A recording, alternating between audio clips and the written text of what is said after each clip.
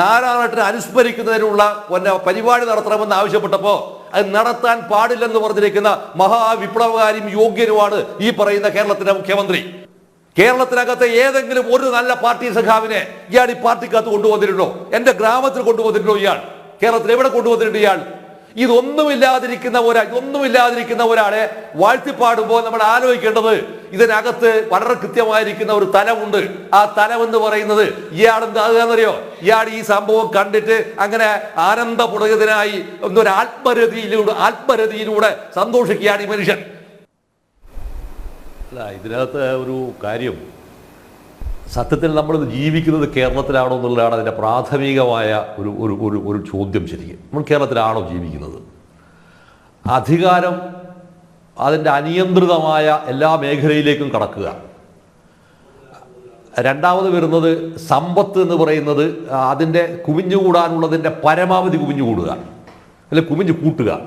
ഇത് രണ്ടും കൂടിയായി കഴിഞ്ഞാൽ വരാവുന്ന ഒരാളുടെ മതിഭ്രമമുണ്ട്. ആ മതിഭ്രമം എന്ന് പറയുന്നത് അധികാരം അയാളെ വാസ്തവത്തിൽ ഉന്മാദിയാക്കുമെന്നുള്ളതാണ്.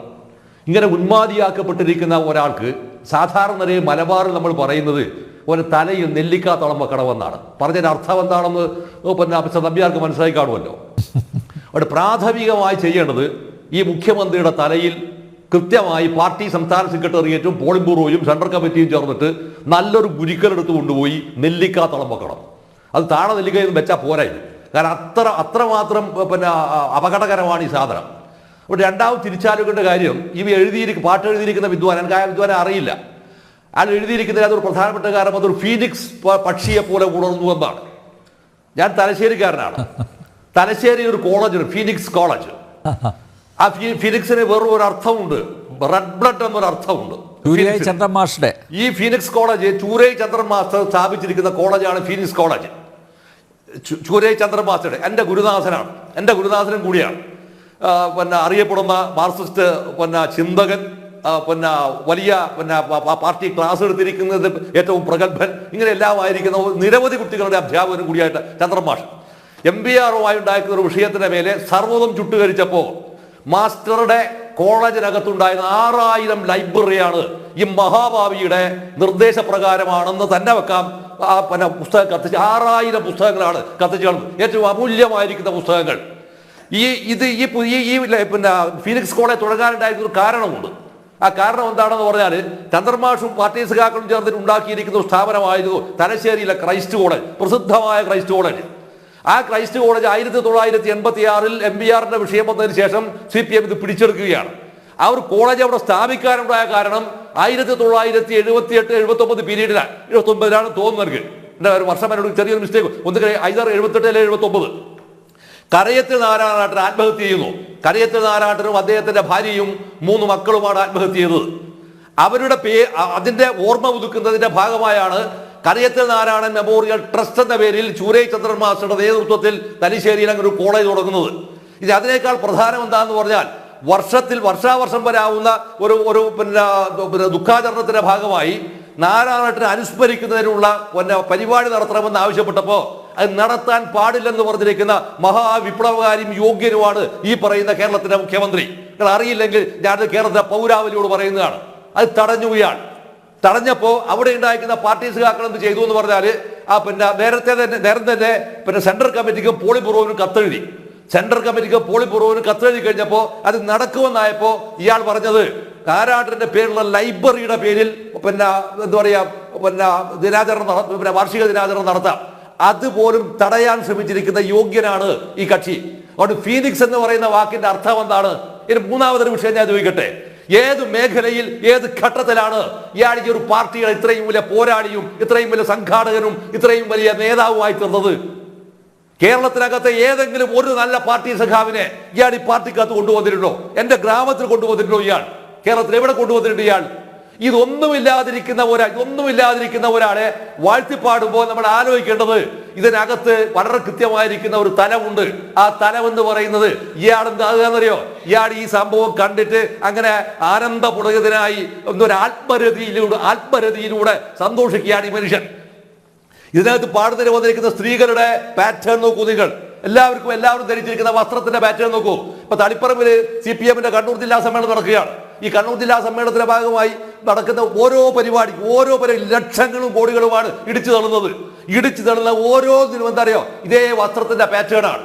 പുരുഷന്മാർക്കും സ്ത്രീകൾക്കും പാറ്റേൺ ആണ്. എവിടുന്നാണ് ഈ അബണ്ടന്റ് ഓഫ് വെൽത്ത് പാർട്ടിക്ക് വരുന്നത്? എന്ത് രാഷ്ട്രീയ മൂല്യവും പുതിയ ബോധവുമാണ് നിങ്ങൾ ഈ പബ്ലിക്കിന്റെ മുമ്പിൽ അവതരിപ്പിക്കുന്നത്? ഇയാൾ ഇത് കണ്ടിട്ട് ഇങ്ങനെ അർമാദിച്ച് ചിരിക്കുമ്പോ നാട്ടിൽ കാണുന്ന ആളുകൾ മുഴുവൻ എന്താണ്? നാട്ടിൽ കാണുന്ന മുഴുവൻ ആളുകളെയും ഇയാൾ പരിഹസിക്കുകയും പുച്ഛിക്കുകയുമാണ് ചെയ്യുന്നത്. ഇങ്ങനെ പരിഹസിക്കുകയും പുച്ഛിക്കുകയും ചെയ്യുമ്പോഴാണ് ഞാൻ ആവർത്തിച്ചു പറയുന്നു, കമ്മ്യൂണിസ്റ്റ് പാർട്ടിയുമായി ഇയാൾക്കുള്ള ബന്ധം എന്താണ് ബന്ധം? പിന്നെ നാലാമതായി പറഞ്ഞ വിഷയം എന്താണ്? ചന്താരകമാണ്, പോരാളിയാണ്. ഏടെ പോരാളി? ഞാൻ ഒരു നമ്മുടെ ചാനലിൽ പറഞ്ഞാണ്, അടിയന്തരാവസ്ഥ ഇയാൾ വാങ്ങി എന്ന് പറയുന്നത് പേട്ടടിയാണ് ഇയാൾ അടിയന്തരാവസ്ഥയിൽ വാങ്ങിയത്. അടിയന്തരാവസ്ഥയിൽ CPIM അത്ര ഉന്നതന്മാരായ നേതാക്കന്മാർ സെൻട്രൽ ജയിലിൽ കിടന്നിട്ടുണ്ട്. എന്റെ അച്ഛൻ പാണ്ഡ്യാലഗോപാലൻ കിടന്നതാണ്. എത്രയാൾക്ക് അടിയന്തരാവസ്ഥ കാലത്ത് ഭീകരമായ മർദ്ദനം ഏറ്റുവാങ്ങിയിട്ടുണ്ട് എനിക്ക് നേരിട്ടറിയാവുന്നല്ലേ. ഇയാൾക്ക് അടികൊണ്ടുവന്ന് പറഞ്ഞ സമയത്ത് ഇയാൾ ആദ്യമായി കണ്ണൂർ സെൻട്രൽ ജയിലിനകത്ത് കാണാൻ പോയിരിക്കുന്നത് കൂട്ടത്തിൽ അന്ന് ചെറിയ കുട്ടിയായിരിക്കുന്ന ഞാനുമാണ് പോയത്, ഞാൻ ഈ പറഞ്ഞ ഷാജിയുമാണ് പോയത്. എന്നാൽ പിണറായി അടക്കം കമ്മ്യൂണിസ്റ്റ് പാർട്ടി CPIM പ്രവർത്തകന്മാർക്ക് പ്രവർത്തന സ്വാതന്ത്ര്യം നിഷേധിക്കപ്പെട്ട ഘട്ടത്തിൽ അത് മുറിച്ചു കടക്കാൻ വന്നിരിക്കുന്ന ആളായിരുന്നു, പാർട്ടി നിയോഗിച്ച ആളായിരുന്നു സാക്ഷാൽ കരയറ്റ് നാരാട്ടന് ഷർട്ട് മുണ്ട് ഇത് വാങ്ങിച്ചു കൊടുത്തത് എൻ്റെ അമ്മ ചീരൂട്ടിയാണ്. മൂപ്പർക്ക് വേണ്ടുന്ന ഷർട്ട് മുണ്ട് ലുങ്കി ഇത് മുഴുവൻ വാങ്ങിച്ചു കൊടുക്കല് ആ നാരാട്ടനാണ്. പിന്നീട് അടിയന്തരാവസ്ഥ കുറച്ച് കഴിഞ്ഞപ്പോഴാണ് ജീവിതത്തിന്റെ പ്രാരബ്ധവും പ്രതിസന്ധിയും മാത്രമല്ല അപമാനിക്കപ്പെട്ടതിന്റെ അങ്ങേത്തലയായപ്പോഴാണ് ആ മനുഷ്യൻ എന്ത് ചെയ്ത് കത്ത് എഴുതി വെച്ച് ആത്മഹത്യ ചെയ്തു. ആ കത്തിന് ആരെങ്കിലും കണ്ടിട്ടുണ്ടോ? MP ഗോവിന്ദനിപ്പോ വയനാട്ടിൽ പോയിട്ട് വലിയ വമ്പിച്ച് പടായി വിടുന്നുണ്ടല്ലോ. ഗോവിന്ദൻ ആദ്യം ആലോചിക്കേണ്ട ഈ കത്ത് എവിടെ പോയി? എവിടെയുണ്ട് ഈ കത്ത്?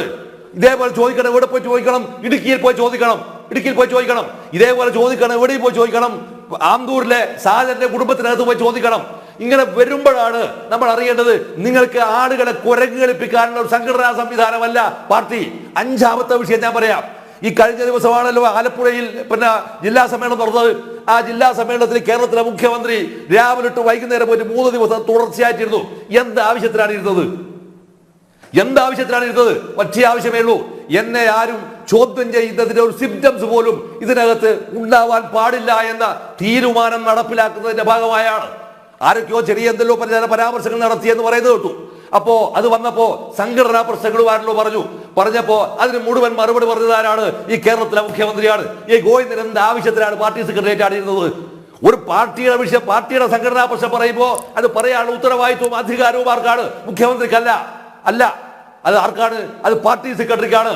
1957 അഭിയുക്ത കമ്മ്യൂണിസ്റ്റ് പാർട്ടിയുടെ മുഖ്യമന്ത്രിയായി EMS കേരളത്തിൽ ഇരുത്തിയതാരാണ്? അന്നത്തെ പാർട്ടി സെക്രട്ടറി ആയിട്ട് സഖാവ് MN ഗോവിന്ദൻ നായർ അല്ലേ? MN വരച്ച വരക്കപ്പുറത്ത് EM ശേഖരന് പൂരിപ്പാട്ട് കടക്കാൻ പറ്റിയില്ല. അതാണ് പാർട്ടി സെക്രട്ടറി.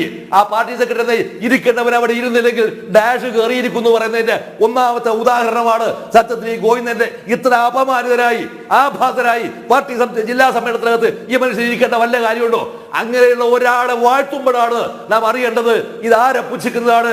കേരളത്തിലെമ്പാടുമുള്ള ഇടതുപക്ഷ ജനാധിപത്യ മുന്നണിയെ പ്രവർത്തകന്മാരെ മാത്രമല്ല പൊതു പൗരാവലിയെ പുച്ഛിക്കുകയാണ്. ആ പുച്ഛിക്കുകയും പരിഹസിക്കുകയും ചെയ്തിരിക്കുന്ന ചിരിയല്ല ആ മറ്റേ സാധനമാണ് അയാളെ വായിൽ നിന്ന് വീണത്. എന്നിട്ട് അപ്പോഴാണ് നമ്മൾ പറയേണ്ടത് കാരണഭൂതൻ ഇപ്പോൾ എത്തിയത് ഫീനിക്സിലാണ്. ഇനി വരുന്നത് എന്തായിരിക്കുമെന്നറിയോ? ഇനി വരുന്നത് പിശാചിന്റെ ചിരിയാണ്. പിശാചായിരിക്കും. ഇതാണ് നിലവിലെ പ്രാഥമികമായ റൗണ്ടിൽ മിസ്റ്റർ നമ്പ്യാർ എനിക്ക് ഇപ്പൊ പറയാനുള്ളത്.